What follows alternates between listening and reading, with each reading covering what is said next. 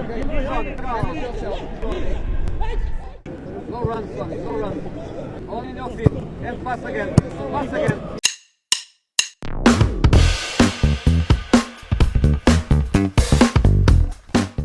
금요일 새벽에 열린 토트넘과 스캔디아의 유로파리그 예선 3라운드 경기. 무리뉴 감독은 공격진에 대대적인 변화를 줍니다. 손흥민을 뺀 모든 선수들을 바꿔버렸죠.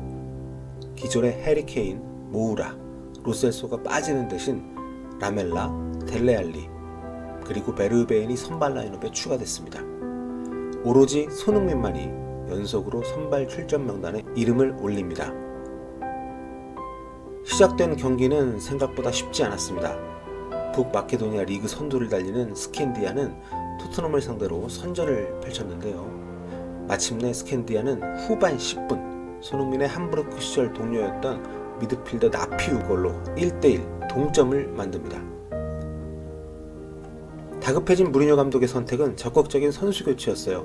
후반 15분 부진했던 델레알리와 해리 윙크스를 불러들인 무리뉴 감독은 해리 케인과 로셀소를 투입하는 강수를 둡니다. 공격 숫자를 늘린 셈인데요. 그리고 6분 뒤 베르베인마저 빼고 루카스 모우라를 투입, 공격 라인업을 모두 교체합니다. 물론 손흥민 선수는 남겨둔 상태였죠. 토트넘에게 더 이상 교체 카드가 남아있지 않은 상황. 이날도 손흥민은 풀타임 출전이 확정되는 순간이었습니다. 물론 단판 승부의 특성상 무리뉴 감독에게는 어쩔 수 없는 선택이었을 겁니다. 유로파리그 항해를 계속하려면 무조건 승리가 필요했고, 그러려면 손흥민 없이는 불가능했을 테니까요. 선수 교체 과정에서 무리뉴 감독은 손흥민의 위치를 왼쪽으로 이동시킵니다. 손흥민이 남겨둔 최전방에는 교체 투입된 해리 케인이 자리를 잡습니다. 무리뉴 감독의 전술 변화는 3분 뒤 마침내 결실을 얻습니다. 교체 투입된 모우라의 슛이 골키퍼에 막혀 튕겨져 나온 공을 왼쪽으로 이동해 움직이던 손흥민이 그대로 상대 문전에 꽂아 넣은 것이죠. 이로써 2대1, 토트넘은 이 골 덕분에 다시 앞서가게 됩니다. 그리고 다시 9분 뒤 손흥민은 이번엔 해리 케인의 골을 멋지게 돕습니다. 손흥민의 환상적인 크로스, 케인의 헤딩 슈팅. 토트넘은 3대1 두 골 차로 리드를 벌리게 되죠. 이때가 후반 34분. 상대의 기세와 남은 시간을 감안하면 승리가 유력해지게 만드는 결정타였습니다. 계속된 경기, 우리의 손흥민 선수는 여전히 최선을 다해 뜁니다. 측면에서 쉼없이 움직이며 남은 체력을 쥐어짜고 있었죠. 연습 경기 때 폐색이 짙은 추가 시간에도 온몸을 던져 실점을 막아내던 손흥민 선수였잖아요. 어디선가 익숙한 목소리가 외칩니다. 바로 무리뉴 감독이었죠. 한두 번이 아니었습니다. 후반 36분 라멜라가 중앙에서 돌파를 시도하자 왼쪽에 머물던 손흥민이 보조를 맞춰 스프린트를 시작하려고 합니다. 그때 또 무리뉴 감독의 음성이 다시 들리죠.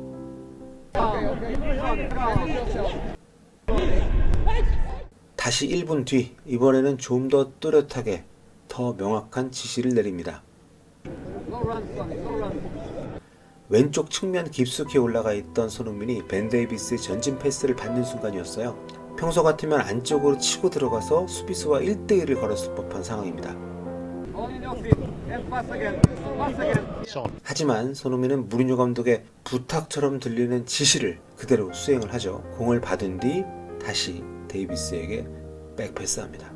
무리뉴 감독의 육성 지시가 손흥민에게만 들렸을 리는 없죠. 데이비스는 몸을 틀어 공격 방향을 반대쪽으로 전환합니다. 그 뒤에도 무리뉴 감독은 손흥민이 뛸 것처럼 보이는 상황이 되면 끊임없이 뛰지 말 것을 주문했습니다. 그것도 모든 선수, 모든 스텝, 그리고 지금처럼 모든 시청자와 팬들까지 똑똑히 듣고 있는 상황에 말이죠.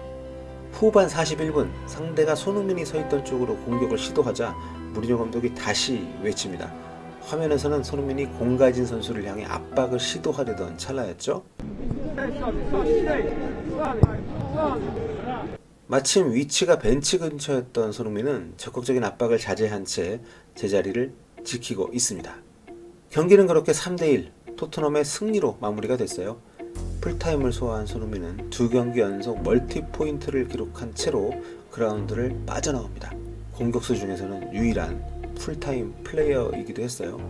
무리뉴 감독의 간절한 외침은 그가 손흥민을 얼마나 아끼고 귀하게 여기는지를 적극적으로 보여주는 사례라고 할 수 있습니다. 손흥민을 혹사시킨다는 생각이 들 수도 있습니다만 거꾸로 말하면 그만큼 손흥민을 아낀다, 그만큼 손흥민을 믿는다고도 볼 수 있는 거죠. 무조건 이겨야 하는 승부였습니다. 만일 경기가 쉽게 풀렸다면 무리뉴 감독은 손흥민을 일찌감치 빼줬을 거예요. 카라바오컵 레이튼 오리엔트전을 앞두고 밝혔던 것처럼 무리뉴 감독은 당시 해리 케인을 선발로 내보낼 생각이었습니다. 그러니까 아마 손흥민은 그날 경기가 열렸어도 휴식을 취했을 가능성이 높았다고 봅니다. 하지만 그 경기가 취소가 됐고 무리뉴 감독은 유로파리그 슈킨디아 원정에서 손흥민과 케인 중 손흥민의 투입을 결심합니다. 아마도 경기가 잘 풀렸다면 손흥민과 케인을 맞교대했을 가능성이 높다고 제가 생각하는 이유예요.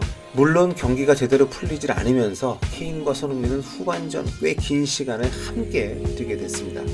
만약에 알리나 베르베인이 좋은 경기를 펼쳤다면 손흥민의 경기 출전 시간, 플레잉 타임은 굉장히 줄어들었을 겁니다. 하지만 3대1 승세가 굳어진 것은 이미 교체 카드를 다 쓴 뒤였어요. 그러니까 무리뉴 감독이 더 애가 타게 된 거죠. 고작 하루 쉬고 뉴캐슬전인데 그때 또 우리 소니 선발로 나가서 골 터트려줘야 되는데 벤치에서 외친 저 고함, 저 애타는 목소리에 바로 그 확실한 증거가 담겨 있다고 할 수 있는 거죠. 경기 막판 10분 동안 손흥민이 적극적인 질주를 하거나 상대 압박에 나서지 않았던 데에는 바로 이처럼 무리뉴 감독의 애청이 선수 본인의 결심과 만났던 겁니다. 이제 토트넘은 유로파리그 예선 플레이오프에 진출한 상태입니다. 27일 일요일 밤 10시 프리미어리그 뉴캐슬전, 그 사이 9전승이 확정된 카라바오컵은 30일 새벽 3시 45분에 첼시와 16강전을 치르게 되고요. 다시 이틀 뒤인 10월 2일 새벽 4시에는 마카비 하이파와 유로파리그 경기를 치러야 합니다. 물론 거기서 또 사흘 뒤 5일 새벽 0시 반에는 맨유와의 올드 트래포드 원정이 또 기다리고 있죠.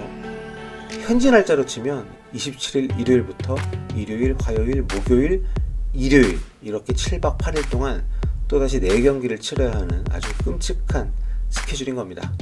무리뉴 감독은 이 중 적어도 3경기에 손흥민을 선발로 투입할 가능성이 높다고 생각하는데요. 지금의 토트넘은 케인에겐 미안하지만 케인보다 손흥민의 공백이 공격에서, 결정력에서 훨씬 더 크게 느껴지는 팀이 되어버렸기 때문입니다. 무리뉴 감독이 애타게 외친 소니에 담긴 토트넘의 상황, 또 무리뉴 감독의 마음, 한국 팬들에게는 더욱더 뿌듯한, 듣기 좋은 그런 외침이 아니었나 싶습니다. 지금까지 볼리TV, 저는 소영이었습니다. 언제나처럼 구독 부탁드릴게요. 감사합니다.